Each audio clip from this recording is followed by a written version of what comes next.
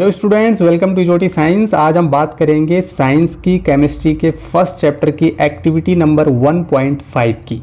Activity 1.1, 1.2, 1.3 and 1.4 हम already complete कर चुके हैं। सबकी लिंक डिस्क्रिप्शन में मिल जाएगी और प्लेलिस्ट में भी आपको पूरी एक्टिविटीज़ की प्लेलिस्ट मिल जाएगी। ठीक है, तो यहाँ पर एक्टिविटी 1.5 जो है ये बहुत इंपॉर्टेंट एक्टिविटी है और एक्टिविटी बेस्ड क्वेश्चन जिनको कि बच्चे अधिकतर क्या करते हैं, इग्नोर कर लेते हैं और एग्जाम में जब इस तरीके के क्वेश्चंस आते हैं तो वो छोड़ देते हैं। ठीक है, तो एक्टिविटी बेस्ड क्वेश्चन में हम सारी चीज़ें डिस्कस करेंगे, लेकिन पहले हम क्या करेंगे, एक्टिविटी को समझेंगे।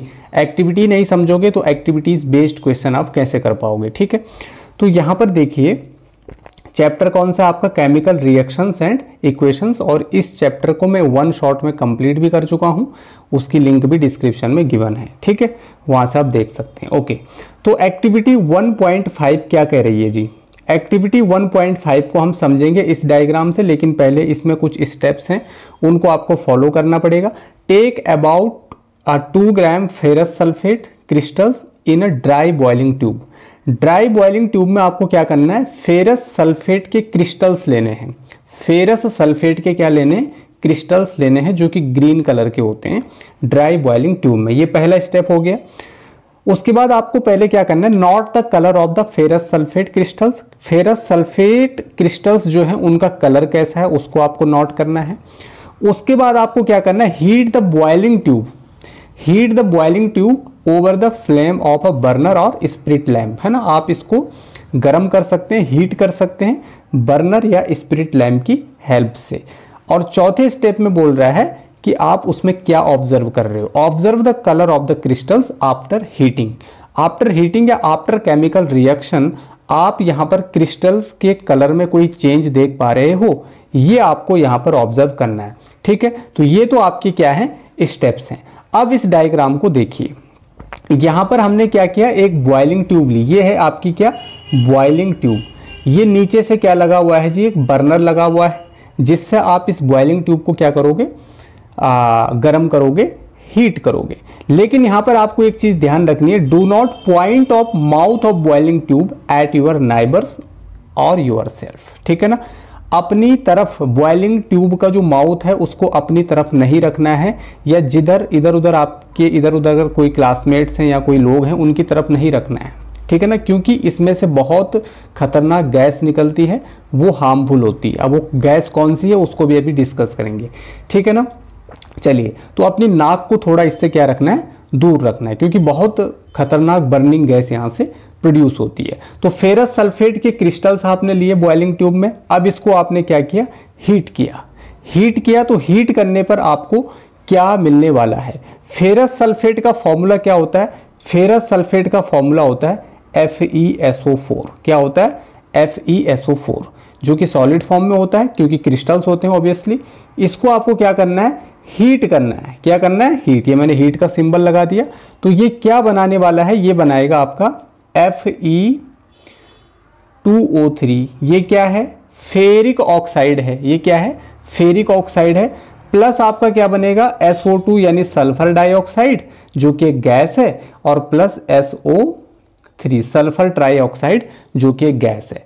ठीक है ना, तो यहां पर ये कौन सी रिएक्शन हो रही है, डिकम्पोजिशन रिएक्शन हो रही है, थर्मल डिकम्पोजिशन हो रहा है, क्योंकि यहां पर डिकम्पोजिशन हीट की हेल्प से किया जा रहा है। ठीक है ना, हीट की हेल्प से किया जा रहा है, इसीलिए थर्मल डिकम्पोजिशन है। ये बात आपको याद रखना है। डिकम्पोजिशन रिएक्शन जिसमें एक रिएक्टेंट डिकम्पोज होता है, स्प्लिट होता है, ब्रेक डाउन होता है, और 2 या 2 से ज्यादा प्रोडक्ट्स में क्या हो जाता है, कन्वर्ट हो जाता है। जैसे यहां पर 3 प्रोडक्ट बने हैं आपके, कौन कौन से 3 प्रोडक्ट्स, फेरिक ऑक्साइड है, सल्फर डाइऑक्साइड है और सल्फर ट्राइऑक्साइड है। क्लियर है इतना, तो ये रिएक्शन आपको पता होनी चाहिए।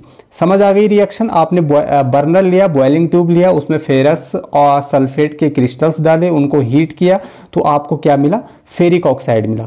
तो यहां पर ऑब्जर्वेशन क्या होगा, जो FeSO4 है उसका जो कलर होता है वो ग्रीन होता है। क्या होता है, ग्रीन होता है। लेकिन जब ये फेरिक ऑक्साइड बना देता है, Fe2O3 बना देता है प्रोडक्ट, तो इसका कलर हो जाता है ब्राउन। कैसे कलर में चेंज हो जाता है, ब्राउन कलर का। और आपको पता है केमिकल रिएक्शंस जो होती है ना, उनका एक कैरेक्टरिस्टिक होता है कि चेंज इन कलर, अगर कलर में कोई चेंज आ रहा है या टेम्परेचर में कोई चेंज आ रहा है या गैस कोई इवोल्व हो रही है तो इसका मतलब chemical reaction is taking place. तो यहाँ पर गैस भी इवोल्व हो रही है और कलर में भी चेंज आ रहा है तो इसका मतलब ये केमिकल रिएक्शन है। गेटिंग ना? तो ये सारे चैप्टर में बातें डिस्कस हो रखी हैं। अब यहाँ पर इस रिएक्शन को देखिए ध्यान से। फेरस सल्फेट है जिसका कलर कैसा होता है, ग्रीन, यहाँ पर ग्रीन लिख लेना। फेरस सल्फेट, इसको हमने हीट किया, गर्म किया तो फेरिक ऑक्साइड बना, Fe2O3 इसका फॉर्मूला होता है, प्लस SO2 और SO3 यानी sulphur dioxide and sulphur trioxide. तो यहाँ पर ये गैस बन रही है, इसीलिए मैंने बोला कि यहाँ पर आपको सावधानी क्या बरतनी है, अपनी नाक को थोड़ा दूर रखना है, अपने मुंह को, माउथ को थोड़ा दूर रखना है इससे, क्योंकि इससे सल्फर की बर्निंग, जब सल्फर बर्न करता है तो उससे डेंजर गैस निकलती है, बहुत डेंजरस होती है गैस, आपके लिए हार्मफुल हो सकती है। ठीक है, इसीलिए इसको बहुत सावधानी से, केयरफुली आपको क्या करना है, इस एक्टिविटी को परफॉर्म करना है अपनी लेबोरेटरी में। क्लियर है? अब इसमें देखिए ऑब्जर्वेशन क्या निकला। ऑब्जर्वेशन यही तो है, फेरिक ऑक्साइड मिला और यहाँ पर एक ग्रीन कलर का था, यहाँ पर फेरिक ऑक्साइड क्या बन गया, ब्राउन कलर का हो गया, SO2 निकली और SO3, ये ऑब्जर्वेशन हो गया। तो इन दिस, यहाँ पर NCERT की लाइंस देख लीजिए, इन this reaction you can observe that a single, ठीक है, दैट अ सिंगल, थोड़ा मैं इसको जूम कर लेता हूँ ताकि आपको क्लियर रहे, विजिबल रहे। तो in this reaction you can observe that a single reactant breaks down to give simpler product, है ना। एक रिएक्टेंट है वो क्या हो रहा है, टूट रहा है, इसीलिए कौन सी रिएक्शन है, डीकंपोजिशन रिएक्शन है। कौन सी रिएक्शन है, डीकंपोजिशन रिएक्शन है। अब यहां पर एक इंपॉर्टेंट पॉइंट देखिए, फेरस सल्फेट क्रिस्टल्स FeSO4.7H2O, ये देख रहे हैं आप, loss water when heated and the colour of the crystals changes, crystals का कलर यहां पर चेंज हो जाता है। देखिए एक्चुअली में जो लेबोरेटरी में आपका फेरस सल्फेट होता है ना, इस फॉर्म में होता है, FeSO4.7H2O, ठीक है ना, 7H2O। इसका मतलब क्या हो गया कि the ferrous sulphate crystals which are available in a science lab are actually ferrous sulphate heptahydrate. यहां पर हेप्टा क्या है, 7 का मतलब होता है हेप्टा, H2O मतलब हाइड्रेट और FeSO4 मतलब फेरस, तो फेरस सल्फेट हेप्टाहाइड्रेट होता है ये, इस फॉर्म में होता है ये। तो हम सबसे पहले इसको जब गर्म करते हैं तो they contain 7 molecules of water of crystallisation, ठीक है ना। ये 7 molecules of water of crystallisation को क्या करता है, कंटेन करता है। वाटर ऑफ क्रिस्टलाइजेशन मतलब वाटर के साथ फिक्स मॉलिक्यूल फेरस सल्फेट के क्रिस्टल के साथ कंबाइन हो रखे हैं, इसीलिए इसको वाटर ऑफ क्रिस्टलाइजेशन बोलते हैं। तो ये जो क्रिस्टल्स होते हैं ये ग्रीन इन कलर होते हैं, मैं पहले डिस्कस कर चुका हूं। और जब इनको हम गर्म करते हैं, हीट करते हैं, तो ये सबसे पहले अपने ये 7 वाटर के मॉलिक्यूल को क्या करता है, लॉस करता है, क्योंकि इसको गर्म करेंगे तो इसमें से पानी क्या हो जाएगा, उड़ जाएगा, बचेगा क्या, FeSO4। अब इसका कलर कैसा हो जाएगा, जब इसमें से वाटर सारा उड़ गया तो इसका कलर हो जाता है व्हाइट, क्या हो जाता है, व्हाइट। उसके बाद आगे रिएक्शन होती है, उसके बाद आपका फेरिक ऑक्साइड बनता है, उसका कलर कैसा हो जाता है, ब्राउनिश कलर का हो जाता है, ब्लैक ब्राउनिश बोल सकते हो या एग्जैक्टली आप ब्राउन बोल सकते हो, ठीक है। ब्राउन कलर में क्या हो जाता है, चेंज हो जाता है, कौन सा, आपका फेरस सल्फेट। तो फेरस सल्फेट के क्रिस्टल से फेरिक ऑक्साइड बना which is brown in colour, and SO2 sulphur dioxide and sulphur trioxide gas भी यहां से क्या होती है, इवोल्व होती है। क्लियर है इतना? तो फेरस सल्फेट हेप्टाहाइड्रेट आपको याद रहेगा, ठीक है जी।